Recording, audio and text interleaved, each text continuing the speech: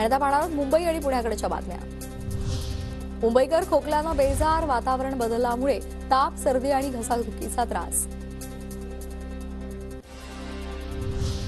कार्यालयीन वेळा बदलण्यासंदर्भात मुंबईतील 675 संस्थांपैकी 13 संस्थांचा पाठिंबा, संस्थांकडून सकारात्मक प्रतिसाद यायला सुरुवात। महानगरामधून पूर्व, पश्चिम आणि दक्षिण मुंबईमध्ये येणाऱ्या नोकरदारांना दिलासा मिळणार। नवी मुंबई मेट्रोमध्ये महिन्याभरात 4 लाख प्रवाशांचा प्रवास, मेट्रोला 1 कोटींचं उत्पन्न, मेट्रो प्रकल्पाला नागरिकांचा चांगला प्रतिसाद। मुंबईमध्ये ई बसची संख्या दुपटीनं वाढणार, पुढील वर्षात विद्युत शक्तीवर चालणाऱ्या ई बसची संख्या 10,000वर जाणार।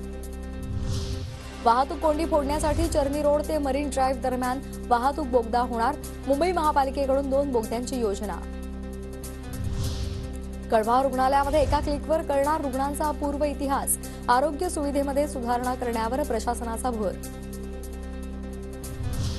ससून रुग्णालयामध्ये कैद्यांच्या वॉर्डसाठी आता नवी नियमावली, रुग्णालयातील कैद्यांचा अतिरिक्त मुक्काम कमी होणार, कैद्यांच्या उपचारांवर नवी समिती लक्ष ठेवणार। पुण्याच्या हडपसर परिसरामध्ये पोलिसांकडून गुंडांची धिंड, गाड्यांची तोडफोड करत दहशत माजवणाऱ्या टोळक्याची पोलिसांकडून बाजारपेठेतून धिंड।